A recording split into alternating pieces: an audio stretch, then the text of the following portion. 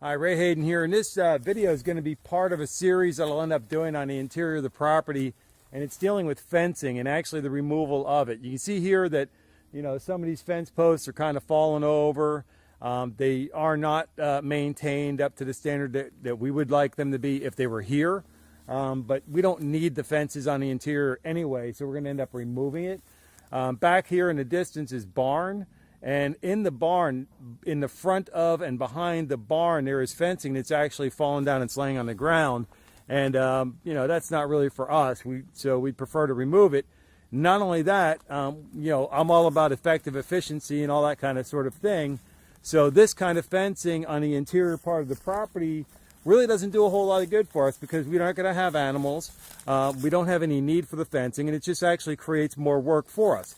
Maintaining the fencing, taking care of things, shoring up things when things go, you know, things fall over. If a tree falls over and crushes a fence, you know, got to remake the fence kind of thing. And, you know, that's just too much work, too much nonsense.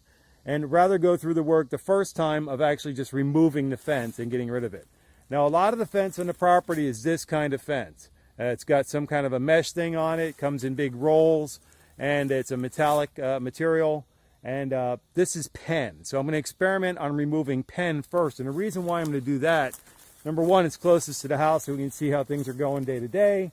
But above and beyond that, the opening for pen is not, it's wide enough for me to get the tractor in here. But pen is such a small area, it would be really tough to maneuver the tractor in here with that mower that I pull behind it. And I need to be able to come in here and maintain this part of the property.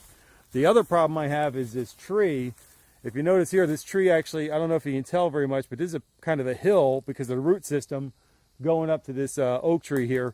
So I'm going to have to use some special care in this area taking care of this, but I need to be able to get in here to do it.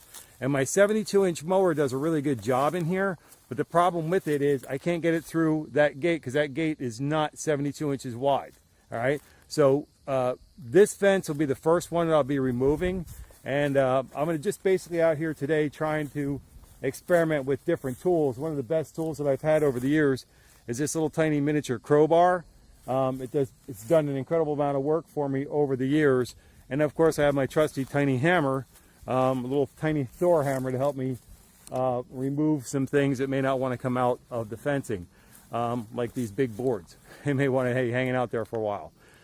So I'm just going to play around with this, try to start removing things and that sort of thing to see which way I want to go with how I remove these. But the posts themselves, I'm pretty sure I'm going to remove them the same way I kind of removed this one back here. Next to that palm tree back there, you'll see a tall post sticking up. It's the same size as all the other posts, and I was able to remove that one by hand by simply shaking it, you know, pushing and pulling it back and forth, loosening it up, and then, you know, it took a while, but I got the thing out. That takes far too much time, and we have a tractor now, so I'm going to go ahead and use the tractor and probably just push and pull these things to loosen them up, and then pull them out of the ground. Now, I might just pull them out by hand, or I might use the tractor to lift them out of the ground. Either different way works. Because they're in the condition they're in, I think I can just kind of smack them once or twice with the tractor and then just pull them out. If not, I have straps and everything else I can wrap around the post and probably just lift it out with the front loader. Or even a 3-point system has a lifting capability in the back, and I've seen people doing that as well. So anyways, that's just the update. We're going to be starting a project. It's going to be a long-term project of removing all the interior fencing to the property. And when we get done, this is going to be one big field of grass, except for this area with the trees in the back. That's on our property as well. And the overgrown field is actually behind that. If you look through these trees over here, if I get the right tree, it's kind of a mirror image for me. You can actually look through these trees. I can actually see it on the monitor. You can see back through there. That's the overgrown field that I kind of cut down and mulched up. All right. So that's nice. And we like that. And I can actually see the neighbor's barn behind there, or paddock or something like that. And then I'm going to do a lot of work in the wooded area in time as well, because I'm going to get rid of all the undergrowth in there so that it's a kind of nice walking area or something like that, and like kind of like shady area, but with more trees. All right.